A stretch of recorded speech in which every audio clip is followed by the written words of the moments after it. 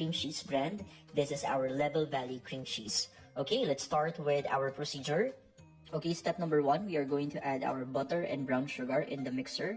So for this one, we are going to cream for 7 to 10 minutes until light and fluffy. So after creaming, this is our product consistency, light and fluffy. Okay, next step, we are going to add our vanilla and egg. Beat this one until all of the ingredients are combined. And one tip when you use a mixer, you have to scrape the sides para well incorporated ang ating lahat ng ingredients, okay? So beat it a little bit more and then we prepare our dry. So for our dry ingredients, since this is an oatmeal bar, we have our flour, oatmeal, and your baking soda. So fold this one together and then we are going to add it in one addition in our oatmeal dough. So remember, part 1 pa lang to ng ating recipe because we have 2 parts for this one, okay? So beat this one until incorporated. This is going to be our end product and we are going to chill this one for 30 minutes to 1 hour before we can use it in our bar recipe. Okay, let's go to the filling recipe. For our filling, the secret ingredient will be our Level Valley cream cheese. This is the best cream cheese in the Philippine market. Okay, so let's start. We are going to add our cream cheese and dulce de leche in our bowl. So if you can see, wala tayong sugar sa recipe because we are going to get the sweetness from our dulce de leche. So paddle this one until light and fluffy. So roughly around 3 to 5 minutes ito. So this is our target consistency. This is paste, and then we are going to add our flour and your egg yolks. So we have 2 egg yolks in this recipe, so you can add it at the same time, okay?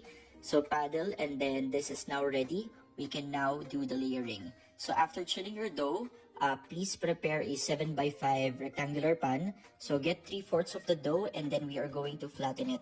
Okay, so ang base natin will be the oatmeal dough and then we are going to bake this one for 12 minutes at 350 degrees Fahrenheit. Ang target mo lang sa oatmeal dough is for you to completely seal the bottom side of your pan. Okay, so bake this one. After baking, this is going to be the result. If you notice, medyo malambot pa yung center.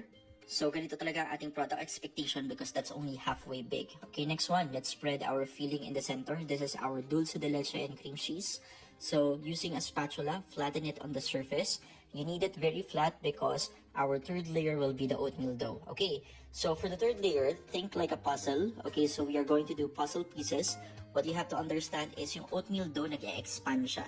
Okay, and then we are going to place it back in the oven and continue baking at a lower temperature, 320 to 340 degrees Fahrenheit, and bake it for 30 minutes. Okay, add almonds on top. Okay, so after baking, this is going to be our product expectation. If you notice, the surface is already set. If you use a toothpick, it's already good. Okay, so chill this one for 2 to 4 hours before you remove it from the rectangular pan.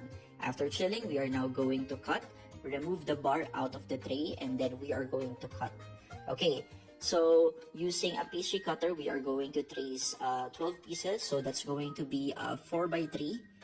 Okay, if you don't have a pastry cutter, you can use a ruler and a knife. Okay, so cut it into 12.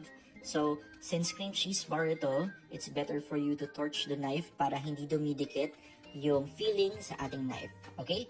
So, look at it closely. This is the product expectation. This is the side, the top, and the bottom of your bar. So, this is perfect. So, again, this recipe is